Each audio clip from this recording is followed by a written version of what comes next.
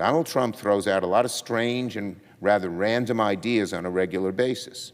He did it yesterday when suggesting we rename the Gulf of Mexico the Gulf of America. Well, let me say this. I'd agree to working with Donald Trump on renaming the Gulf of Mexico only if he first agrees to work with us on an actual plan to lower costs for Americans.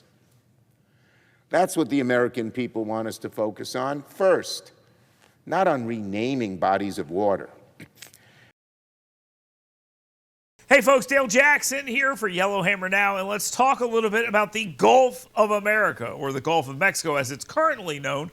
I would suggest the name Gulf of Alabama, but what do I know? Barry Moore, congressman from the 1st Congressional District, which is right there on the coast in Alabama, fully supports naming the Gulf of Mexico the Gulf of America.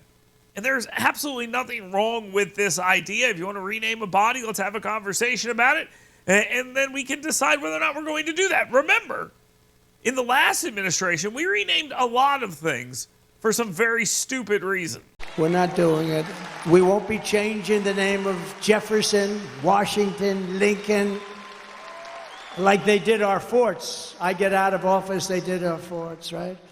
We won 2 world wars of those forts.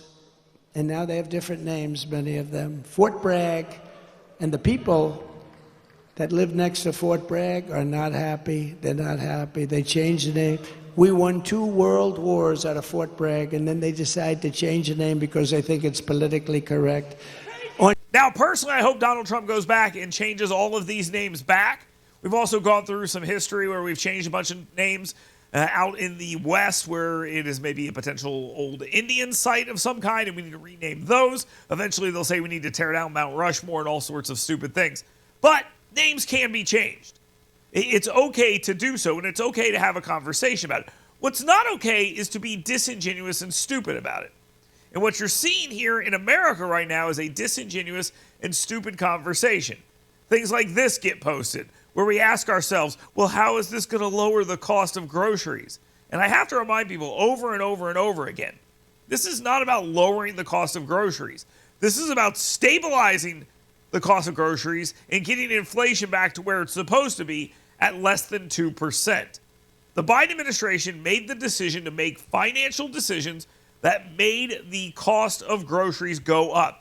It is going to be almost impossible to make them go back down. That is not how it works, so you have to stabilize it. I understand this is hard to understand for the people that told you that inflation wasn't a big deal, wasn't happening, and now they're saying, well, that was actually good.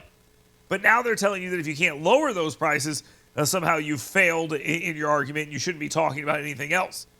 That is a canard. It is a joke. They don't know what they're talking about, but we will see more of this as we move through the Trump administration because they have absolutely nothing else to bring to the table. No real ideas.